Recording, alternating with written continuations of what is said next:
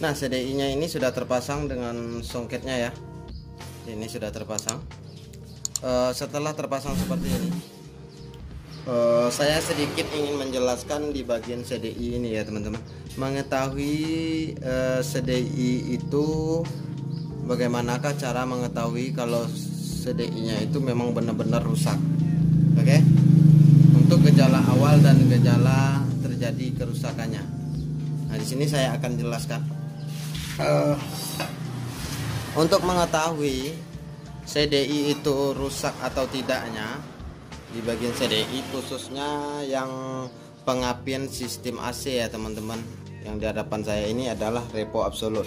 Jadi untuk khusus pengapian sistem AC atau pengapian 12 volt langsung ya.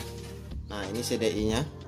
Nah, cara mengetahui bahwasanya untuk CDI ini benar-benar rusak, yang pertama itu untuk mengetahuinya di bagian busi. Kalau seandainya di bagian busi itu pembakarannya seperti ini, saya contohkan. Nah, ini busi, saya contohkan busi apa saja ya, terserah. Ini contoh saja.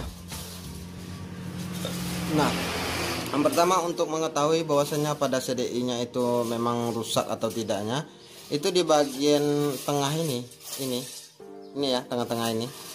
Apabila pembakarannya tidak bagus, itu biasanya untuk khusus motor bebek karburator ya. Nah, biasanya di bagian tengahnya ini itu pembakarannya tidak maksimal. Biasanya terjadi tidak maksimal itu di bagian tengahnya ini, pembakarannya itu keramik yang ada di tengahnya ini, yang putih tengah ini, saya juga kurang tahu untuk bahan busi ini ya. Itu biasanya putih. Oke, itu yang pertama, biasanya putih. Itu menandakan bahwasanya untuk pembakarnya tidak maksimal. Setelah itu di tengahnya ini biasanya juga hitam seperti ini. Nah, itu menandakan bahwasanya untuk pembakarannya tidak maksimal juga. Nah, itu teman-teman waspada untuk di bagian CDI-nya. Jadi untuk yang pertama, apabila pembakarannya seperti ini, hitam di tengah-tengahnya, itu menandakan bahwasanya pembakarannya itu tidak maksimal. Yang kedua, apabila di tengahnya ini itu putih seperti busi baru yang kita pasang ya teman-teman, putihnya di tengah-tengahnya ini, tapi di pinggirannya ini hitam. Itu menandakan juga bahwasanya untuk pembakarannya itu sudah mulai melemah. Nah, teman-teman harus waspada pada CDI-nya. Oke, itu untuk contoh awal mengetahui bahwasanya untuk pada bagian CDI-nya itu sudah mulai rusak. Oke, sudah menandakan bahwasanya CDI ini sudah mulai rusak. Itu yang pertama. Yang kedua, untuk mengetahui bahwanya untuk di bagian CDI ini rusak atau tidaknya. Nah, biasanya ini hal yang kedua ini sangat sering sekali teman-teman menemui kerusakannya ya. Biasanya itu apabila di bawah motornya, ini khusus untuk saya ulangi lagi, ini khusus untuk CDI API 12 volt atau sistem AC. Oke. Nah, biasanya apabila di bawah itu berbot, kadang tidak stabil untuk gasnya ya teman-teman, naik turun biasanya mungkin, atau mungkin juga berbot, atau mungkin juga dia ada limitnya. Itu menandakan bahwasanya di bagian CDI ini sudah mulai rusak. Itu yang kedua. Nah, yang ketiga, untuk mengetahui bahwasanya untuk di bagian CDI-nya itu benar-benar sudah ada tanda-tanda kerusakannya, itu apabila di bawah motor ini jalan mungkin sekitar 5 kiloan atau 10 kiloan, itu kita matikan motornya dalam keadaan posisi parkir ya, dalam keadaan posisi parkir. Setelah itu kita parkir dalam keadaan 20 menit, dalam waktu 20 menit atau 10 menit. Setelah itu kita mau jalan, kita hidupkan motornya. Itu biasanya motor susah dihidupkan.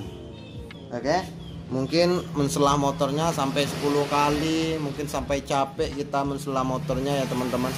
Atau mungkin kita starter motornya sampai akinya sampai suak.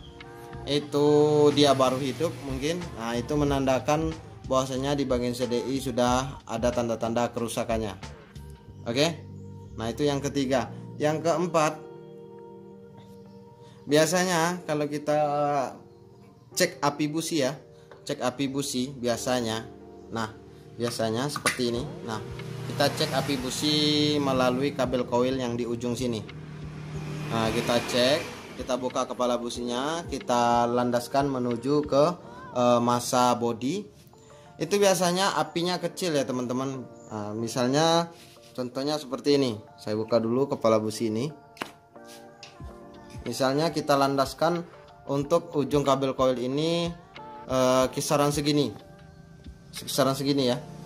Nah, biasanya kalau kisaran segini, kalau untuk CDI yang normal itu dia langsung keluar apinya ya teman-teman. Langsung kencang untuk apinya menuju ke landasan massa body biasanya. Nah, kalau seandainya jarak segini dia tidak keluar apinya, itu berarti menandakan bahwasanya sudah ada tanda-tanda kerusakan di bagian CDI-nya. Nah, misalnya untuk jaraknya seperti ini sebelumnya. Nah, kalau untuk CDI yang normal itu dia langsung keluar apinya ya. Tapi kalau untuk CDI yang sudah mulai tidak normal atau sudah ada tanda-tanda kerusakan, itu harus mepet jaraknya segini. Baru dia akan mengeluarkan api koil. Oke, atau api busi. Nah, kalau CDI yang normal itu dia jaraknya seperti ini.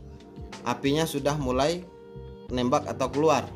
Nah, kalau dia jaraknya harus seperti ini, itu menandakan bahwa di bagian CDI-nya itu sudah ada tanda-tanda kerusakan. Itu yang keempat. Nah, oke. Jadi itu saja mungkin yang saya temukan di bagian CDI, mengetahui bahwasanya sudah ada tanda-tanda kerusakan di lapangan ya teman-teman. Jadi itu saja yang pernah saya ketahui. Kalau seandainya ada tanda-tanda kerusakan di bagian CDI, khususnya sistem AC atau api 12 volt untuk CDI-nya. Nah, itu saja yang saya temukan. Apabila gejala tersebut teman-teman temui, itu teman-teman harus segera cek di bagian CDI-nya. Nah, mungkin itu saja yang sering saya temui di lapangan ya teman-teman.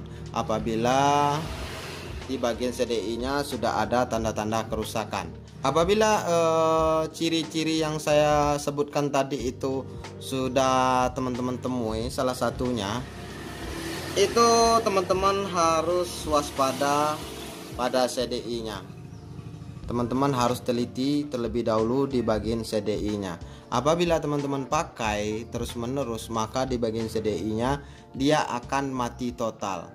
Kalau dia mati total untuk CDI-nya, maka api yang dikeluarkan menuju ke koil itu apinya tidak ada atau apinya mati. Untuk solusi dan perbaikannya ya mau tak mau teman-teman harus ganti CDI baru. Jadi seperti itulah yang sering saya temukan di lapangan ya. Itu menurut pengalaman saya. Nah, kalau teman-teman semua mungkin ada yang menemukan kejadian yang lain yang bersangkutan dengan CDI, silakan teman-teman komen di bawah biar kita sama-sama belajar ya.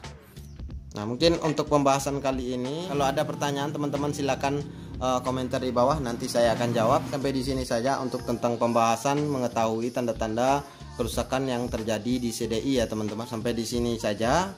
Mudah-mudahan bermanfaat untuk teman-teman semua dan bisa jadi motivasi untuk teman-teman semua mengetahui bahwasanya di bagian CDI itu sudah ada tanda-tanda kerusakan. Oke teman-teman, sampai bertemu lagi di video saya selanjutnya. Yang belum subscribe jangan lupa subscribe sebanyak-banyaknya, nyalakan tanda loncengnya biar teman-teman semua tidak ketinggalan video terbaru saya. Oke, sampai bertemu lagi di video saya yang selanjutnya.